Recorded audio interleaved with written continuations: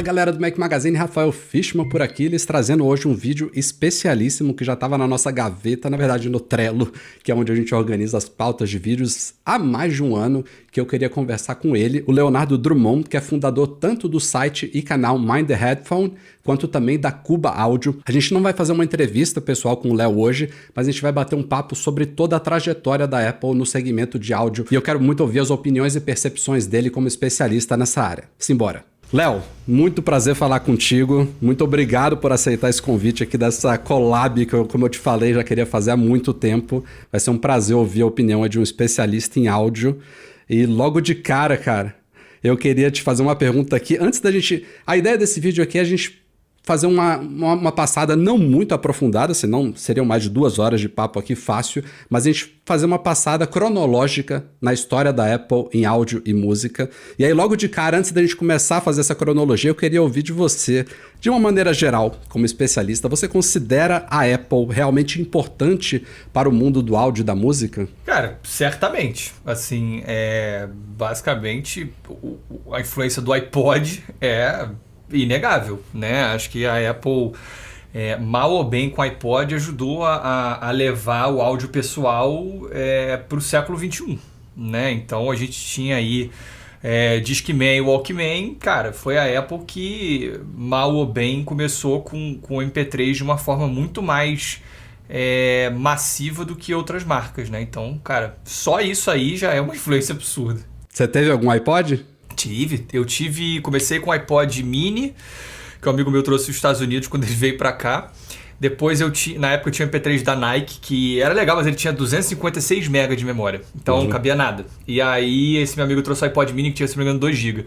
E depois eu tive o iPod Classic, e aí, meu irmão, aí eu fui. Tive o vídeo, na verdade, antes, depois o Classic, e assim, cara, até meu ensino médio, cara, assim, era pra mim inconcebível sair de casa sem o iPhone.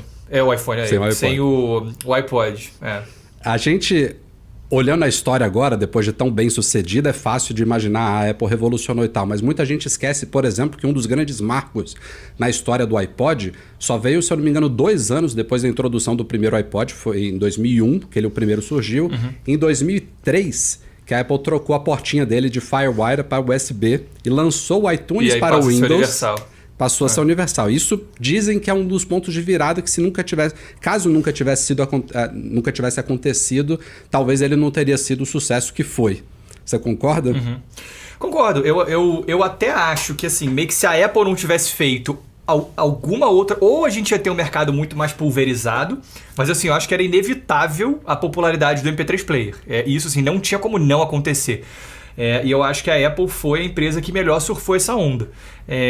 E aí, cara, com certeza, você tirar da propriedade dela, né, assim, de ser compatível apenas com Mac, né, isso ajuda a popularizar pra caramba, né? Então, assim, eu acho até que o início da popularidade maior da Apple, acho que antes do iPhone veio com o iPod. Eu acho que foi o primeiro produto assim realmente massificado da Apple. Então, cara, concordo sim que isso certamente foi a virada. Se ela tivesse ficado ali no mundinho dela, ele ia ter deixado esse mercado ali aberto para alguma outra marca ou muitas outras marcas tomarem o lugar que ela acabou ocupando. E o que os MP3 players que já existiam antes, o que eles faziam de errado? Porque o iPod, tal como o iPhone não foi o primeiro smartphone, o iPad não foi o primeiro tablet, o Apple Watch não foi o primeiro smartphone, a Apple raramente é pioneira em alguma coisa. E o iPod foi mais uma vez isso. Mais uma vez não, ele foi um dos primeiros que trouxe esse conceito de a Apple entrar no mercado que já existe, que já está consolidado e traz uma coisa nova, ou um hardware mais polido, ou uma UI, uma interface, uma experiência de uso mais aprimorada. Era isso que pecavam muito aqueles MP3 players da época? Certamente, assim, mal ou bem a Apple é uma empresa que sempre usou, ainda que tenha dado seus deslizes aí nos últimos anos, é uma empresa que sempre usou o Design Thinking como metodologia de desenvolvimento de produtos, né? Então você tem uma abordagem muito diferente, né? Por exemplo, costumava ser uma experiência muito mais, como é que eu vou dizer, técnica, né? Você usar o MP3 Player. Era aquela coisa de você conectar no computador e você joga os arquivos lá, numa pasta com cartão de memória. Que era limitado, não eram 5 GB como o HD. Eles colocaram um disco rígido, né, dentro do primeiro iPod. Exato. 1000 músicas no seu bolso, né? Então eu acho que assim, foi... foi essa coisa que foi o que me trouxe de volta para a Apple agora, depois de muito tempo longe, assim. Foi justamente estar muito focada na experiência do usuário, né, em atender os problemas de uma forma eficiente e simples, vamos dizer assim, né? Então acho que o que diferenciou o iPod foi exatamente isso, né? Você ter uma experiência em geral mais polida. Ainda que você tivesse lá refém do iTunes, que aquele conector de acho que era 30 pinos, tinha suas questões aí que eu acho chatas. Mas, no final das contas, assim, como conjunto, a experiência certamente era muito mais interessante do que a de praticamente todos os outros MP3 do mercado. Eu lembro que eu conheci um garoto que tinha um da iRiver, que depois se tornou a Estel & Kern, que é uma das maiores fabricantes hoje de MP3 player de luxo, porque isso ainda existe no mercado audiófilo. Não sabia. E era sensacional, era sensacional também, mas assim, era um pouco menos amigável, sabe? Interface. Então, é isso, assim, acho que é uma questão de conjunto mesmo. E aí, pegando nesse seu gancho do conjunto, a gente está falando de hardware, de intercompatibilidade com PC e Mac, e em paralelo a isso estava o iTunes, que foi um software adquirido pela Apple, chamava SoundJam antes, você deve saber disso, foi renomeado para iTunes e a partir dali foi aprimorado por ela, mas o iTunes era um player que até hoje tem gente que tem raiva dele, que não se adapta bem, saudades Winamp, mas uma coisa muito importante do iTunes era a iTunes Store. E o Steve Jobs foi muito ousado de tentar ele foi bem sucedido no processo não só de digitalização, mas de legalização do processo de aquisição de música por meio de computadores. Até a iTunes Store, eu acho que não teve ninguém com culhão de falar assim, quero vender uma música por $1, né, por 99 centavos, e de quebrar os álbuns de música, que era uma coisa que era impensável na época, e muita gente hoje em dia também acha terrível você comprar músicas ou baixar músicas soltas em vez de ouvir um álbum do começo ao fim. Dá uma opinião do que você acha que foi essa transição de Napster, de Kazaa, de LimeWire para a iTunes Store. E se você acha que realmente foi uma coisa bem sucedida ou se a coisa só está agora, eu já estou avançando um pouco na cronologia, mas só está agora realmente com o streaming se tornando algo de massa e eliminando a justificativa de você piratear a música, digamos assim. Não, eu acho que o streaming pra mim foi a grande virada, assim, mais do que o iTunes. Eu acho que o iTunes, pra mim, eu vou ser sincero, eu acho que o que o iTunes trouxe naquele momento foi ele fazia muitas coisas muito bem, principalmente porque você... às vezes é complicado você olhar para o iTunes como uma solução isolada, né? Eu acho que ele funciona como dentro do ecossistema, né? Então, assim, você tem um iPod. Para você se comunicar com o iPod, você precisa do iTunes, né? E, o iTunes, ele já te traz ali a possibilidade de você colocar as suas próprias músicas, claro, mas de você também comprar as músicas ali por um preço muito baixo. Eu acho que isso foi meio que assim, um primeiro passo, mas eu acho que assim, a grande revolução pra mim veio com o streaming, com certeza, porque assim, eu não acho que por exemplo, vou falar por mim, cara, eu na época tinha o iPod, tinha o iTunes, eu não comprava música no iTunes, porque por mais que fosse $1, principalmente a pessoa que gosta muito de música que nem eu, cara, meu iPod eu tinha 20 mil músicas. Eu não tinha $20 mil. Então, assim, e patrimônio, né? Exatamente. Então, assim, como é que eu iria comprar, né, as músicas ali? Né, acho que a grande coisa do streaming, e eu ainda nem acho que o streaming chegou no modelo adequado, porque você tem ainda uma discussão muito forte em cima de remuneração de artistas. Eu acho que o streaming, ele trouxe, tanto de música quanto de tipo Netflix, né? Ele trouxe o valor tão pra baixo, né, que... aí sim, hoje eu não acho que existe mais motivo para piratear.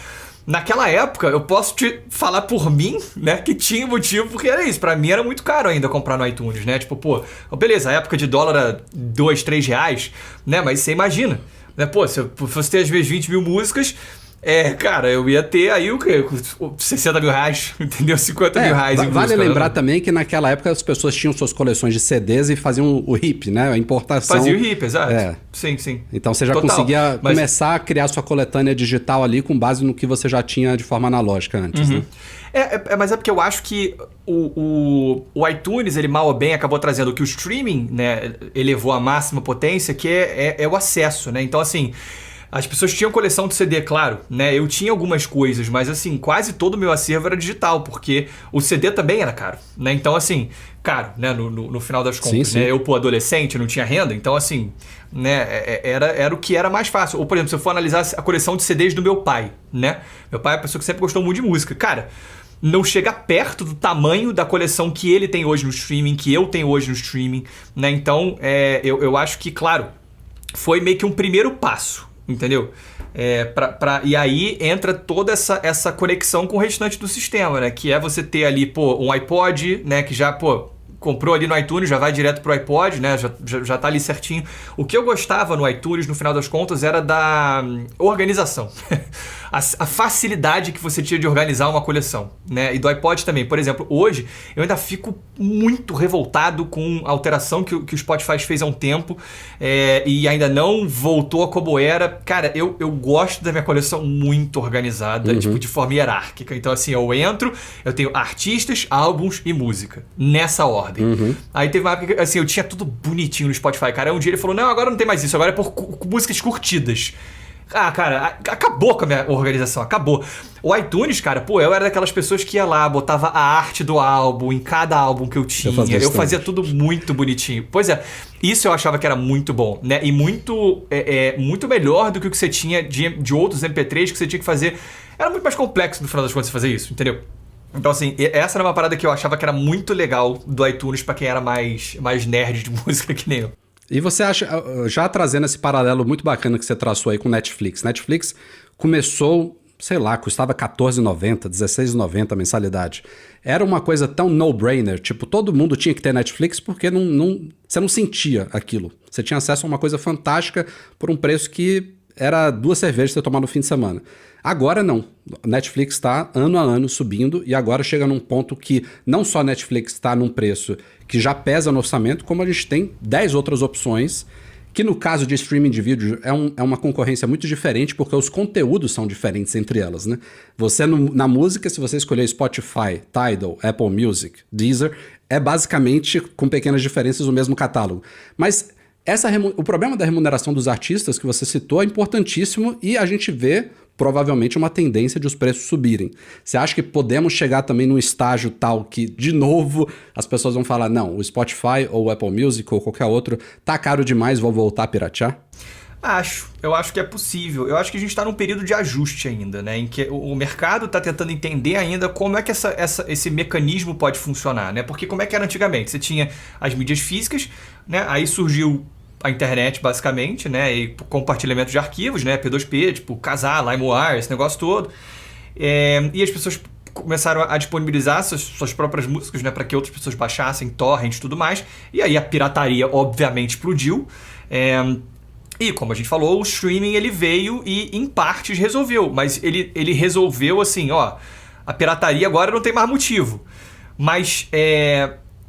eu entendo muito pouco disso, então assim, é difícil falar, mas pelo que eu sei, né, até porque, por exemplo, o próprio Tidal, uma das propostas do Tidal é justamente uma remuneração melhor para os artistas, eu sei que isso ainda é uma discussão, né, e tem muito artista que não gosta, assim, que entende que, cara, putz, beleza, essa é a realidade por enquanto. Tem uma pessoa que eu gosto muito, Joana Nelson, ela ficou muito tempo fora de todos os streams, ela agora voltou... Agora ela entrou. Ela tá no Tidal, tá no Apple Music, mas ela não tá no Spotify.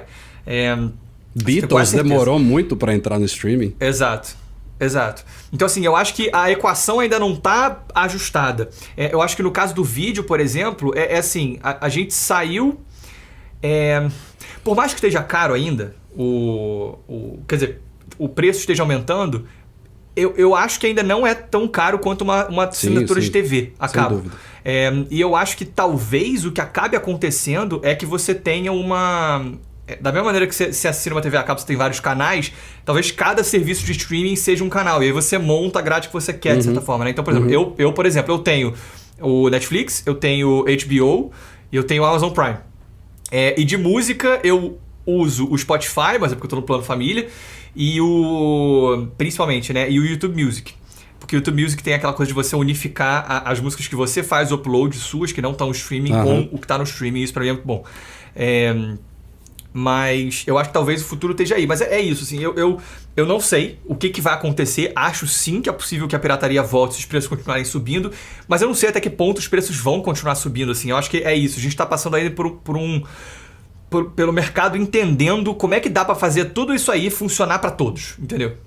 E essa questão de ser o mesmo catálogo, de novo, falando grosso modo aqui, também abre uma possibilidade de esse mercado acabar sendo consolidado, porque é difícil de imaginar que haja espaço para tantos players assim. Google, Amazon, Apple, Tidal é um que ele veio com esse diferencial de uma boa remuneração, até porque ele foi criado por um artista, né? Uma dos cabeças dele é o Jay-Z. Jay-Z. E ele também trouxe primeiro a questão do lossless, de alta qualidade, que também já está se disseminando pelos concorrentes. Então, fica difícil de ver o Tidal. Eu não sou a favor. Isso a gente vai chegar já já, calma. A favor, não é isso? Vamos chegar já lá. Mas fica difícil de imaginar, ao contrário dos streamings de vídeo, que tem o seu, cada um tá investindo lá bilhões e bilhões para ter o seu Game of Thrones, para ter o seu Breaking Bad da vida.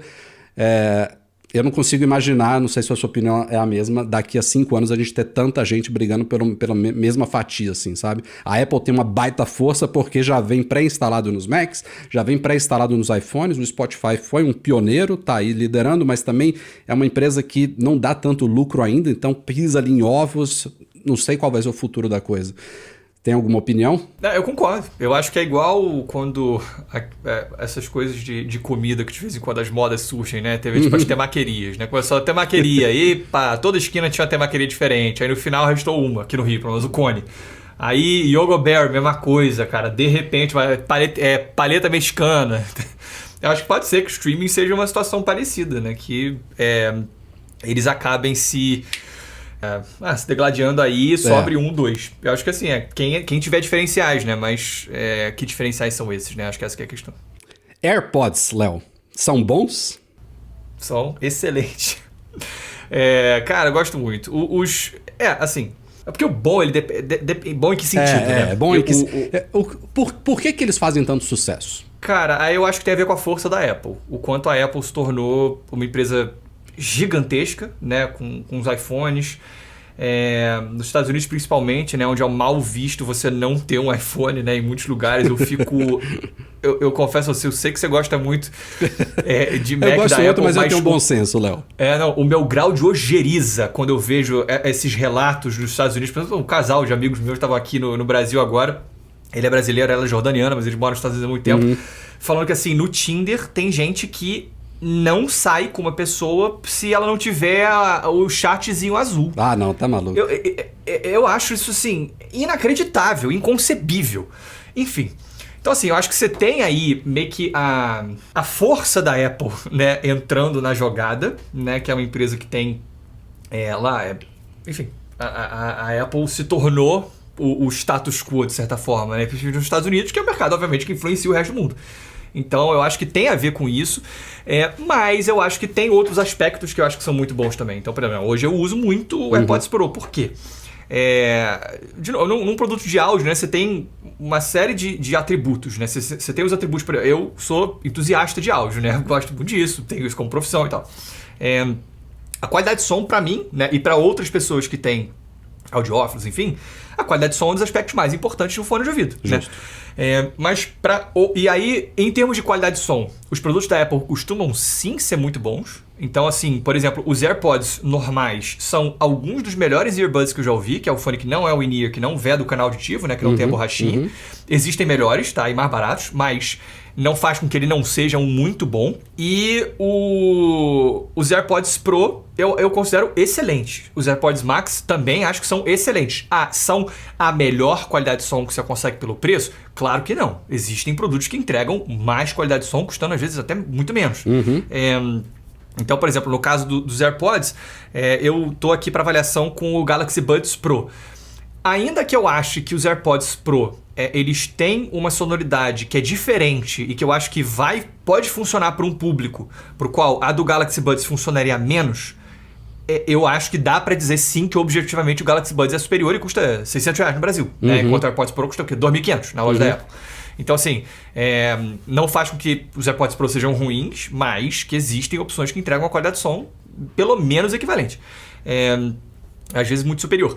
Só que existem os outros atributos que contam no fone de ouvido, né? Pra galera entusiasta, menos, né? Porque o foco é a qualidade de som, mas pra outra parte do público, cara, são tão importantes quanto ou mais, que é a conveniência, que é a facilidade do uso, né? Então, assim, pra mim, né, no meu caso, cara, Não, é aquilo, pô, cara, tem um iPhone, tem um MacBook, tirei o negócio, botei, tá tocando um som em um, ele vai, tá tocando outro não vai, aí eu vou lá na minha mesa, tem o Mac Mini, ele vai sozinho pra ele, né? Então, assim, tem muitas coisas que compõem o uso de um produto, né, que vão para além da qualidade de som, né? E essas são coisas que a Apple faz muito bem, justamente porque ela é muito controladora no final das contas, né? Então, assim, ela tem o hardware, ela tem o software, né? Então, como tá tudo muito integrado, o funcionamento é excepcional, né? Em combinação. Então, assim, é aquilo, cara. O ecossistema da Apple, não adianta. Meu irmão, é real, sabe? E é muito bom, entendeu? É o que me fez querer voltar. E os AirPods são parte disso. Eu testei um pentelinho da quantidade de fones que você já testou, mas adoro testar fones também. E eu passei um bom tempo pulando por alguns fones de outras marcas, não Apple e não Beats. E recentemente eu voltei aqui, estou mostrando aqui na câmera principal, para o Beats Fit Pro, que tem um nível de integração. Esse você não experimentou ainda? Beats Fit Pro? Sim, fiz o review já. Já fez o review já? E cara, eu voltei depois de alguns bons meses usando fones da Anker, testei fones da Bang & Olufsen, da Sennheiser, e são fones que me impressionaram muito em design e qualidade, mas essa integração é uma coisa que é até difícil de eu passar no review, da comunicação, da conexão automática. E eu hoje em dia, e aí é o que vem o tal do controle exacerbado que você fala da Apple, porque ela poderia abrir uma API dessa para outros fones, mas o fato de você puxar ali a central de controle, você poder alternar do cancelamento de ruído para o modo ambiente, ele conectar automaticamente, faz uma diferença no dia a dia que é difícil até de passar num review, sabe? A pessoa tem que usar para entender. Exatamente. Isso cara, e é complicado, porque assim, eu fiz o review desse Beats, eu fiz o review do iPhone, review não, né? Eu falei sobre a minha experiência com o iPhone, e uma galera chega lá e então, mas dá pra fazer isso na Samsung, dá pra fazer isso na marca tal, não sei o que, no Android é a mesma coisa, tipo, gente, cara, vou falar pra vocês, eu fiquei 10 anos longe da Apple, com nada da Apple, assim, fiquei 10 anos com notebook, com Windows, com Android, com PC Windows. Não é a mesma coisa, cara, não adianta, entendeu? Não adianta. Agora, você falou muito de qualidade de áudio, que, pô, se a gente está comprando um fone de ouvido, qualidade de áudio tem que ser um fator a levar em consideração. Eu não sei se você discorda de mim, mas se a gente pensar em Apple, em Samsung, em Sennheiser, em JBL, Anker com esses fones também hoje em dia, essas chinesas que estão com produtos de qualidade, dificilmente você vai ter um produto com má qualidade de áudio. E nessa categoria de in-ears, de fones TWS, sem fio, eu acho que dificilmente alguém vai colocar qualidade de áudio como fator número 1 na hora da escolha. Acho que vai muito pelo design ou pelo smartphone que tem. Se o cara tem um Samsung, faz muito mais sentido pegar um Galaxy Buds ou Beans, daquele outro feijãozinho lá dele que eles têm. Ou o cara que tem um iPhone, faz muito mais sentido investir nos AirPods ou no Beats. Mas os AirPods Max, eles já estão numa categoria diferente, inclusive em preço, que na minha opinião, eles não valem o preço que custam. Eu adorei testar eles e não fiquei com eles porque, para mim, o custo-benefício não fechou, a conta não fechava, sabe? Eu acho que ele fosse $100 mais barato, eu acho que estaria lindo. Agora, é um produto que eu acho da linha da Apple que já mira, assim, que já coloca a qualidade de áudio em primeiro lugar, ali, talvez na decisão de compra de muitas pessoas, mas que é um produto que, talvez pelo preço dele, me deixa muito em dúvida se ele tem um futuro. Os AirPods, claro, vai ter Pro de segunda geração, acabou de ser lançado os AirPods normais de terceira, eles estão aí, eles por si só já valem uma empresa multibilionária se você transformasse os AirPods numa empresa solta. Mas o Max, o que você acha? Você acha que isso é um produto que justifica na linha da Apple? Tem futuro? Cara, eu vou ser sincero, é o meu preferido, sabia? Mas eu acho muito difícil falar sobre isso, porque eu acho que eu gostei muito dele por questões subjetivas. Né? Porque quando você fala de qualidade de som, é uma coisa subjetiva, claro. Lógico. Em última instância, eu fiz um vídeo há pouco tempo falando sobre isso. É uma dimensão muito subjetiva. Os AirPods Max, se eu for olhar, né, com uma ótica objetiva, né, e falar assim, cara, essa qualidade de som que eles encontram, que eles trazem aqui, né, de acordo com qualquer métrica acadêmica, vamos dizer assim, conformação com a curva Harman, conformação com a curva Diffuse, o que quer que seja, não, ele não vale preço. Porque ainda que você considere, tipo, que ele tem todo o conjunto, né, da integração e tal, meio que assim, ele é caro para a qualidade de som objetiva que ele oferece. Esse é o ponto, assim. E já que, se é para ser subjetivo, né, um Bose, o 700 lá, o novo, um Sony WH-1000XM4, eles pra mim, são muito piores em termos de qualidade de som, tá? Mas eu entendo que isso é uma coisa que o AirPods Max bateu demais com o meu gosto, pessoal. Entendeu? Entendi. Então eu gostei muito dele. Entendi. Mas eu não necessariamente indicaria ele pra qualquer outra pessoa, entendeu? Porque sim, ele é muito caro. Então, cara, eu não sei, sinceramente. Assim, é um fone que eu penso, no Brasil, R$7.000, eles só podem estar de sacanagem, claro que não.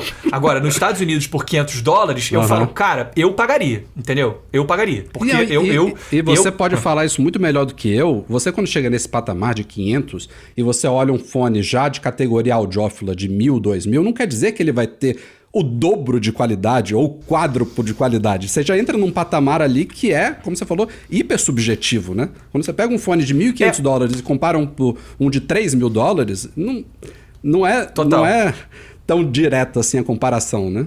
Mas eu até acho que isso, nesse caso especificamente, é até um ponto contra os AirPods Max. Porque justamente nos $500 você tem muito fone audiófilo muito bom, entendeu? Então, assim, é aquilo, claro, né? O problema é que não dá pra comparar um headphone Bluetooth fechado com um fone, audiófilo aberto, né? Isso aqui, aí não tem jeito. Mas esse seria o problema dele. Porque eu acho que a questão do AirPods Max qual o target desse fone? Essa é a questão, né? Exato. Porque, assim, pro consumidor comum, eu não sei se eu encontro nada ali que justifique ele custar, sei lá, $200 a mais do que um Bose, entendeu? A integração com o ecossistema da Apple pode ser, mas assim, ele não custa $250, ele custa 500, né? Então, assim, ele já tá numa categoria que a pessoa tem que ser séria sobre áudio, né? E se a pessoa é séria sobre áudio, as chances dela, tipo, bater tão bem com ele subjetivamente como eu bati, não são tão comuns, né? Porque as pessoas têm preferências diferentes, né? Então, assim, pra muitas pessoas, se o cara é audiófilo, é melhor ele pegar um HD600 da Sennheiser que custa $300 e dar um couro no AirPods Max sobre qualquer métrica objetivo, entendeu? Então, é difícil, cara. É difícil. E Beats? Eles ainda são uma porcaria? Tem esse mito, essa época pré-aquisição da Apple, de que era muito marketing, que tem inclusive histórias, não sei se você acompanhou na época, de desmontagens de Beats que tinham pezinhos lá dentro, porque eles eram tão leves que os caras botavam pezinhos pra dar uma sensação um pouquinho mais premium. Presta hoje em dia? Cara, a Beats meio que deu uma morrida forte, né? Assim, a primeira linha era pavorosa, essa do peso, por exemplo, né? Que era o Solo, depois o Solo HD, o Studio original. Aí teve uma linha meio intermediária entre a primeira e a segunda, né? Que eu ainda acho que dá pra considerar a primeira leva da Beats, né? Que era o Pro. Tinha um outro lá que era era mais elegante, assim. Esses eram muito ruins, eram péssimos fones de ouvido. Agora, é inegável que eles transformaram a categoria de fones de ouvido, ponto final. Assim, os produtos eram muito ruins, mas é porque o que eu acho que aconteceu foi uma junção de fatores, né? Você tinha o mercado de áudio pessoal surgindo, porque você tinha os iPods, você tinha o MP3, esse mercado estava surgindo, né, e ganhando corpo, mas os fones ou eram fones comoditizados, né, que eram os que vinham nesses aparelhos, que não era nada, era só para tocar sons. Sim. Ou você tinha aparelhos profissionais, Sennheiser, AKG, BR Dynamic, né, que não tem nenhum apelo pro público, né? A qualidade de som não era motivo pra galera comprar um fone. E aí a Beats surgiu no meio, né? Surgiu assim, isso aqui é um item de estilo também. Aí o público foi convencido e aí a Beats foi o que foi, né? Acho que de 2011 a 2013, ela dobrou o mercado de fones premium do mundo. Uau. O mercado dobrou de tamanho. Sim. Por causa da Beats. Eles tinham 60% do mercado, né, num determinado ponto. Então, cara, não tem como negar, né, o quanto a Beats foi importante. Mas a primeira linha era muito ruim, depois não. A segunda linha já, tipo, o Solo 2 já era um fone mais legal. A linha atual, eu só testei o Fit Pro, né, que eu considero... É o que você falou, pra mim ele é muito mais sobre o ecossistema, porque assim, eu falei do AirPods Pro, o AirPods Pro é um fone que tem uma assinatura mais neutra mesmo. O Galaxy Buds Pro, ele segue a curva Harman, que é uma curva mais de preferência. O Beats Fit Pro, então assim, eu acho que o AirPods Pro, ele continua válido frente a um Buds Pro, porque eles seguem dois caminhos diferentes em termos de som.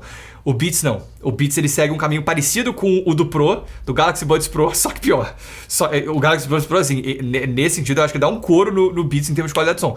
Por outro lado, o Beats tem integração. Eles vêm neutralizando um pouquinho, né? Porque o Beats era um fone só pra hip hop, não sei o que. É uma outra equalização hoje em dia, né? Eu ainda considerei também os AirPods Pro bem superiores em áudio em relação ao Beats, mas tá bem bacana. Eu acho que ele... Não, eu vou te falar, eu só acho que a questão dele no Brasil, pelo menos, é que ele é muito caro. Né? R$2.500. O Galaxy Buds custa 600. Sim, sim. Não tem nem o que pensar. Sim. Entendeu?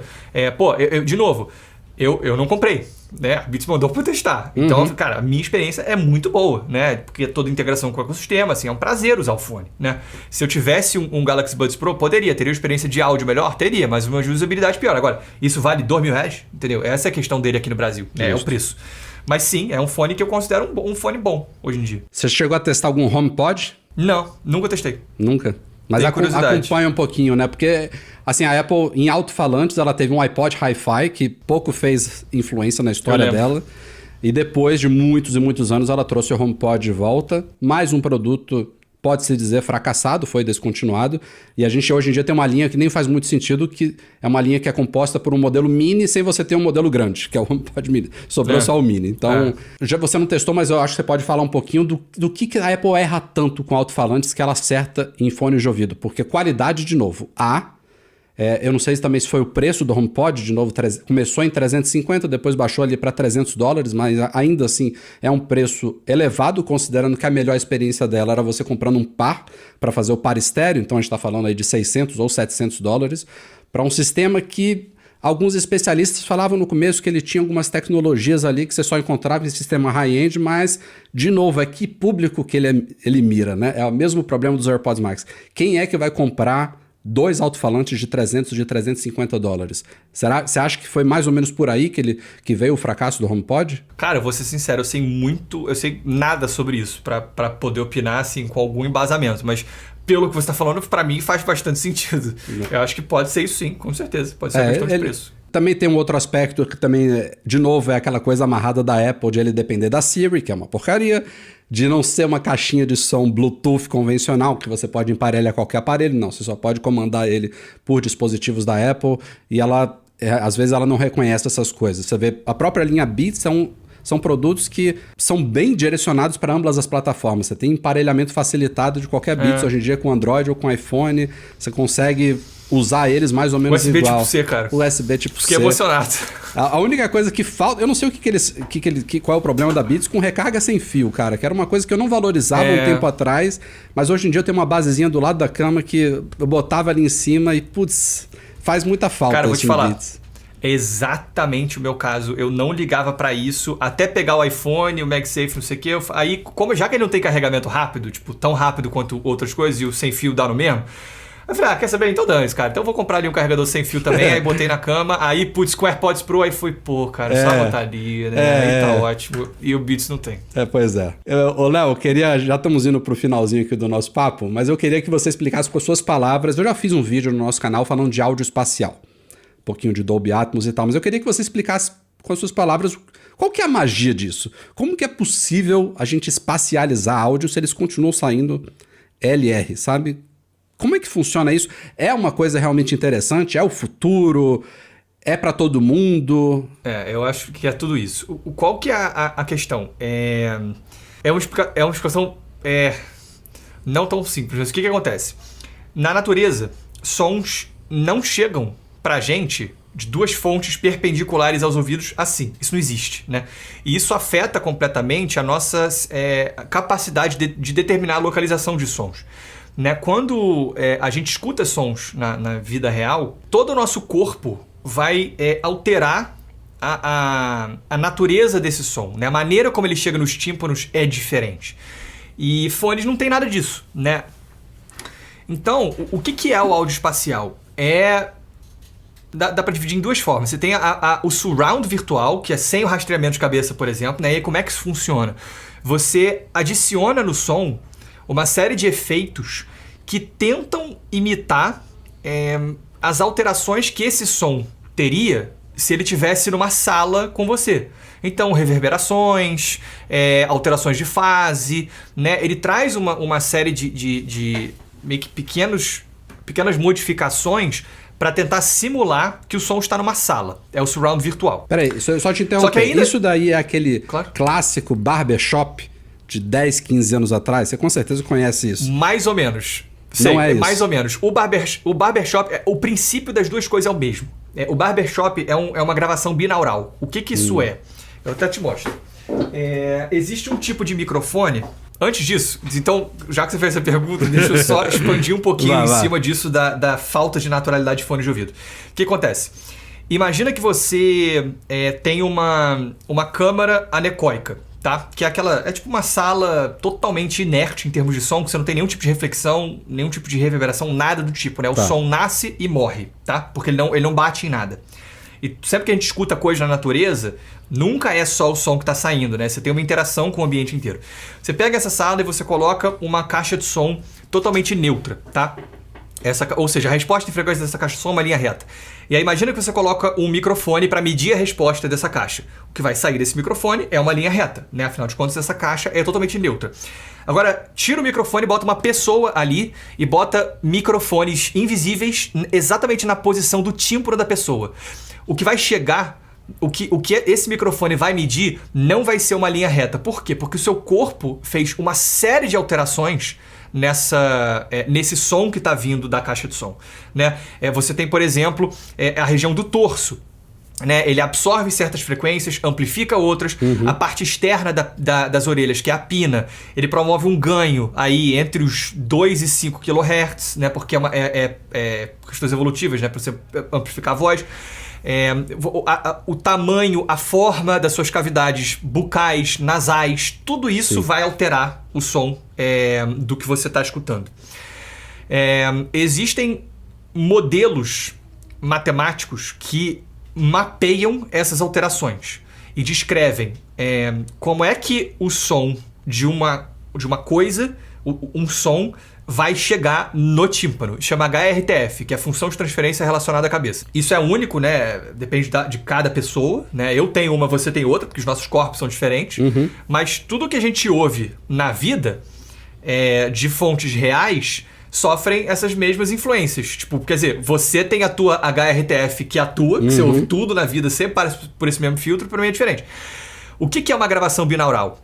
Ao invés de eu pegar esse microfone da caixa de som normal, né, que mede a resposta reta dessa caixa de som, que é como gravações são feitas em 99% dos casos, você usa um microfone binaural. O microfone binaural isso aqui é o exemplo de um. Esse é um muito simples, tá? Mas o que você repara aqui? Que você tem uma orelha de borracha e uma em cada lado. E dentro você tem um microfone. Você tem aqui uma pina, você tem uma borracha que serve para meio que trazer uma coisa parecida com a pele. Ele capta o som como se fosse uma pessoa gravando o que ela tá ouvindo. Isso, tipo isso. E aí, assim, os sistemas mais sofisticados, você tem um torso inteiro, a cabeça, tipo, com um nariz, com um torso. Porque tudo isso faz diferença, né? E é meio que como se fosse uma média da raça humana, entendeu? E aí agora, por exemplo, tem pesquisas que mostram que estão desenvolvendo cabeças de medição na Ásia, porque o corpo asiático é um pouco diferente. Sim. Porque você tem, né, questões demográficas. Enfim, o que acontece? A gravação binaural é isso aqui. Você usa um microfone que tem nele todas essas... uma simulação de que é um corpo humano. Então, quando você escuta, por mais que, óbvio, isso não bata exatamente com o teu corpo, é muito melhor do que o microfone tradicional, tá?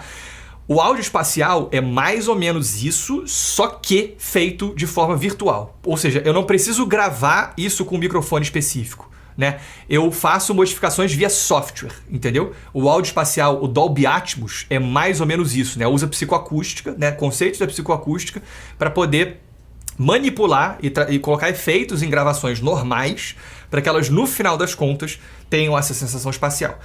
O áudio espacial da Apple é um ponto além, porque o que ele faz? Isso que eu falei de HRTF, tá?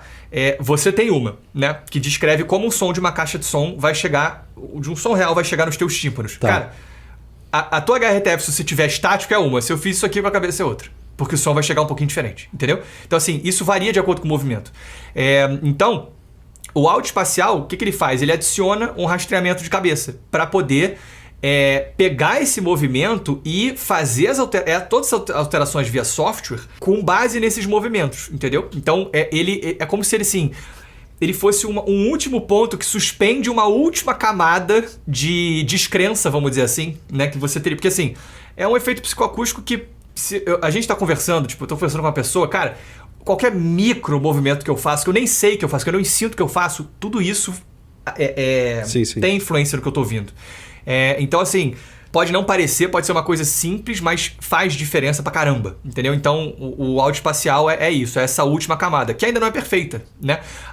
O próprio delay na resposta que existe, né, do movimento, né, ou as pequenas imprecisões que são naturais, isso já deixa um pouco dessa camada de descrença aí, entendeu? Mas tira um pouco, assim, tem situações em que vai ser uma coisa bem chocante, exatamente igual o áudio binaural, que é agora, o microfone. Esse processo de digitalização, de transformar uma música estéreo em uma música compatível com Dolby Atmos, que funciona no áudio espacial, ela hoje em dia é feita por especialistas, né? Você acha que isso pode vir a se tornar 100% automatizado? Até porque o iOS hoje em dia já tem até um recurso lá de espacialização automática, mas a experiência não chega nem perto de você pegar uma mixagem bem feita, né? Por um profissional que sabe o que está fazendo. São dois... Você tem a transformação de um conteúdo estéreo tradicional em virtualizado, e o efeito pode ser muito bom, mas pode não ser, depende da música original, assim, do som original. E você tem o áudio que é criado do início para ser masterizado ou mixado, sei lá, em Atmos. E aí, obviamente, o resultado é maior. Mas eu acho que mesmo o fake, vamos dizer assim, já pode ser muito bom, cara, dependendo do material. Legal. Último tópico, você queria avançar lá atrás, lossless. É para nicho do nicho? Tem algum futuro isso? As pessoas... Quem diz que percebe mesmo a diferença? Ou eu vou logo dizer aqui que já experimentei e peanuts, não faz diferença nenhuma. Eu não tenho ouvido para isso, não tenho capacidade. Não saberia, em teste cego, identificar nada. O que você acha de lossless? Vou dizer que tem gente que não ouve? Não. Acho sim que tem gente que é capaz de identificar. Mas eu vou falar o seguinte. Cara, avalio equipamentos de som há... sei lá, mais de 10 anos, né? Já desenvolvi meu próprio fone de ouvido, tenho, modéstia à parte, bastante experiência, bastante contato com música, né? Sou músico há 15 anos. Eu não ouço nenhuma diferença entre um MP3 bem codificado a 320 kbps, né? Ou formato equivalente, porque é importante fazer essa distinção. Sim. E um arquivo lossless. Não vejo nenhuma diferença. E eu posso afirmar... É fato, tá? Que muita gente que jura de pé junto que ouve a diferença não ouve. Você bota a pessoa no teste cego, ela falha. Isso é o que mais tem. Porque a gente tá trabalhando com sentidos, né? Então você tem efeito placebo, você tem autossugestão, você tem uma série de coisas que são muitas vezes muito mais plausíveis para explicar uma diferença de percepção do que uma diferença real entre dois arquivos, entendeu? Então, assim, acho que o lossless vai fazer diferença na vida das pessoas, cara. Na minha não faz, né? E de novo, eu sou uma pessoa que tem muito envolvimento com isso. Então acho que para 99,99999% das pessoas não vai fazer nenhuma diferença. Então você não considera o fato de os AirPods Max não terem suporte a isso uma falha dele? Tô cagando para isso. Eu não tô nem um pouco preocupado. É zero. Assim, é nulo. Mas há uma pequena falta de coerência, né? A Apple oferecer uma qualidade no Apple Music que não pode ser consumida por um fone de $550, que é o top de linha dela. Há uma incoerência, a gente tem que dizer que há. Sim, eu acho. Eu acho que é assim... Poxa, já que tu já disponibiliza esses arquivos, né, cara? Pelo amor de Deus. Mas, de novo, eu não acho que isso traz benefícios. Existem outras coisas que podem explicar uma diferença de percepção das pessoas, tá? Por exemplo, muita gente... arquivo lossless. Tá, que arquivo lossless você pegou? Né? Muitas vezes o arquivo lossless, muitas vezes o arquivo lossless ele é proveniente de uma outra fonte. Então, assim, tem muito arquivo lossless por aí que é um RIP de vinil. É claro que é diferente. Pô, é uma outra mídia, foi outra mixagem, né? Tem muito arquivo lossless por aí que foi feito para ser para um SACD, por exemplo. É outra mixagem, é outra master. Entendeu? Mixagem às vezes não, mas é outra master, no mínimo. Então, assim, você tem que... Para você definir, sabe? Se isso faz diferença para você, você tem que comparar pelo menos o arquivo da mesma fonte, né? E às vezes isso é difícil. Então, eu acho que tem muita desinformação por aí a respeito disso, cara, muita. Mas o que eu posso falar, se eu tiver que sintetizar, é assim, lossless faz diferença? Se eu tiver que, assim, dar uma resposta, não faz. Um Spotify é 320 kbps, que é a qualidade máxima lá dele. Você comparar o Spotify com a qualidade normal, a qualidade máxima, a diferença é enorme. Sim. Agora, a partir do MP3 320, do Og Vorbis 320, aí, cara, não acho que faz nenhuma diferença na vida das pessoas. Léo, adorei falar contigo, ouvir sua opinião, fazer esse panorama aqui meio acelerado. Acho que a galera Vai chover comentário de gente, pô, isso aí podia ter 2 horas a mais, não sei o que, eu sei. A ideia era a gente pelo menos passar pela cronologia de áudio da Apple, da história da Apple em áudio e música, e eu acho que foi muito bacana. E quero depois, inclusive, bater um papo mais pessoal contigo também. A gente tem um quadro de entrevista aqui para falar mais de Mind the Headphone, falar um pouquinho de Cuba. Aliás, vou aqui fazer uma cobrança, não conheço ainda, não tive a oportunidade de experimentar nenhum produto da Cuba ainda, mas vai ser um prazer. E, cara, parabéns por todo o seu trabalho aí, tanto na Cuba quanto no Mind the Headphone. Baita referência. Foi um prazer, cara. Querendo aí, só chamar que tô aqui. Um abraço. E é isso aí, pessoal. Este foi Leonardo Drummond, do Mind the Headphone e da Cuba Áudio. Espero que vocês tenham curtido esse papo aqui, tanto quanto eu curti. Se sim, deixa um joinha aí, compartilha o vídeo com parentes e amigos. E não esquece de passar também lá no Mind the Headphone, link aí na descrição. Se inscreve, porque o cara avalia muitos produtos, tem uma opinião muito embasada, muito melhor do que a minha, quando eu faço avaliação de áudios aqui. Se você quiser ouvir um especialista de fato, é o Léo Drummond. Valeu, gente. Um abraço e até a próxima.